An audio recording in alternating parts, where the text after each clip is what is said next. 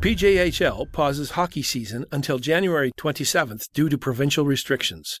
Dan Kearns, Local Journalism Initiative reporter for The Standard. North Durham, Kawartha.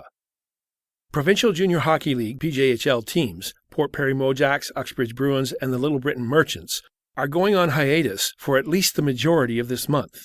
On Tuesday, January 4th, citing the current provincial mandate, the PJHL announced they would pause the season from January 5th until January 27th. We are very hopeful we'll be able to resume play soon after the 27th. Plans and schedules are being reviewed and amended as required to ensure we are able to complete our season and compete for the Schmalz Cup, a PJHL press release read. Our number one concern is the mental and physical health of our players, coaches, staff, and fans. The league also stressed the importance of doing their part to help slow the transmission of COVID-19. As the largest junior hockey league in the world, the PJHL takes its responsibility very seriously to ensure the safety of all participants, and we will continue to work with our governing bodies, local health units, and facilities to provide the safest environment possible. The Port Perry Mojacks had not played a game since Thursday, December 30th, when they faced the Clarington Eagles. Although the Mojacks are disappointed to have another season interrupted by the pandemic, we understand the health and welfare of all players, staff, and fans is of the utmost importance during these unprecedented times, read an emailed statement from the Mojacks General Manager Tom Parrish. The players most certainly feel discouraged, but they are committed to staying in shape and being prepared to hit the ice in full stride when permitted to do so safely. Our team had a rough start to the season, but we are optimistic our significantly improved play of late will continue and carry on into the remaining games and into the playoffs. On Twitter, the Uxbridge Bruins said they hoped this would be the last season pause they would ever have to post about, and they are looking forward to resuming the PJHL season and bringing the Schmalz Cup to Uxbridge following the latest PJHL pause. DDSB to require kindergarten students to wear masks. Dan Kearns, Local Journalism Initiative reporter for The Standard. Durham.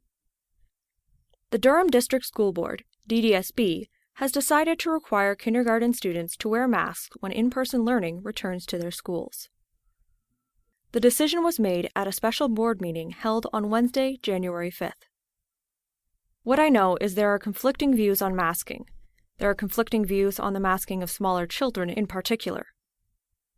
But there is plenty of evidence to support the idea that masking is an important piece of this suite of health and safety measures, Whitby trustee Nikki Lundquist said. The Whitby trustee added the board has health and safety obligations and noted the youngest learners in our system are largely unvaccinated. Pickering trustee Chris Brainey stated his support for this motion. We're dealing with a completely different scenario with COVID-19 than we were originally. I just feel very strongly that we need to be proactive with this, he said.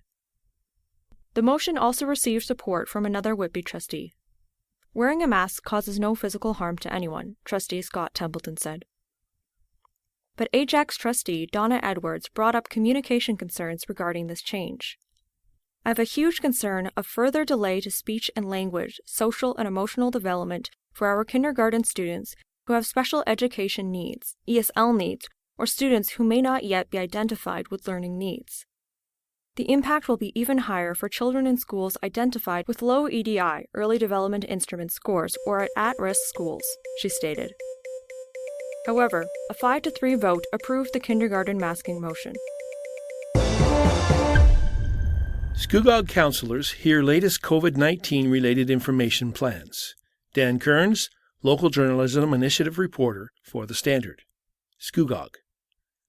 Scugog Township staff members provided councillors with a COVID-19 related update during a meeting on Monday, January 10th. Scugog Fire Chief Mark Burney cited information provided by the Durham Region Health Department.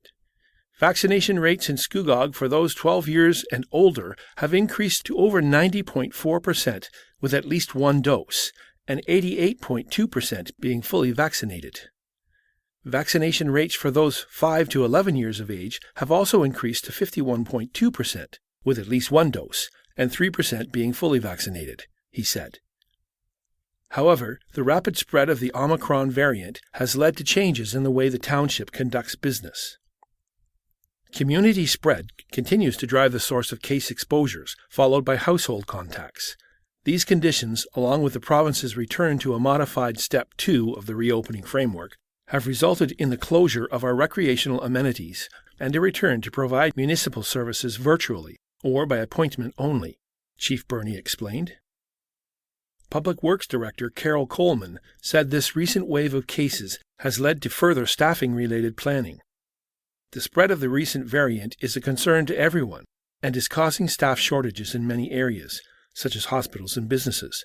Staff at the township continue to do our best to limit the spread of COVID-19, and at this time, I'm happy to say that we do not have any positive cases within our public works depots. However, we are planning for and considering the possibility we could be short-staffed during a winter storm event. If we have a shortage of staff, it will result in us taking longer than normal to clear roads, sidewalks, and parking lots. We will issue public communications and prioritize key routes. So far, we have been fortunate this winter and have had relatively little snow. However, when winter storms do occur, we ask residents to have patience and take extra precautions while traveling, and township staff will do our best to clear roads, sidewalks, and parking lots in a timely manner, she explained. Scugog Mayor Bobby Drew stated she hopes 2022 will see a return to normal. Brock to consider creating an outdoor ice surface in Sunderland. Dan Kearns, local journalism initiative reporter for The Standard. Brock. The township of Brock will consider creating an outdoor ice skating surface at the Sunderland Fairgrounds. During a meeting on Monday, January 10th, Regional Councillor Ted Smith pointed out the trend of people using stormwater management ponds for ice skating. I know there's been concerns expressed at various spots regarding the use of stormwater management ponds for skating. I know it's ongoing and seems to be an annual event, and I get it. They're sitting there and they're very tempting for people to use, but are also considered fairly unsafe by those in charge, he explained. Councillor Smith then talked about why the township should establish an ice skating surface at the fairgrounds. It would be, in my opinion, very cheap to do, to establish it, and it would hopefully take people off the stormwater management ponds. It would give them another option.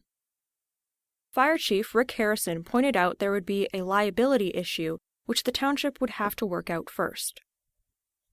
Ward 1 Councillor Michael Jubb suggested it would be best for the regional councillor to make a motion for the township staff to bring back a report on the feasibility of creating this surface and how the township could undertake this project.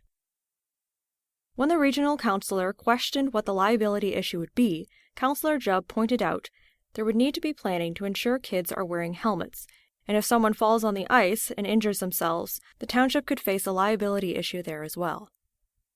However, Ward 2 Councillor Claire Doble noted the township could simply put up signs saying, "Use at your own risk." Councillor Smith motioned to have the township staff create a report exploring the possibility and feasibility of an ice surface in front of the grandstand.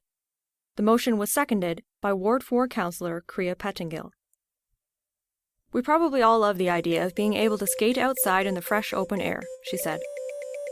The council later voted and approved the motion. COVID-19 Testing and Clinical Assessment Centre moving to Victoria Park Armoury.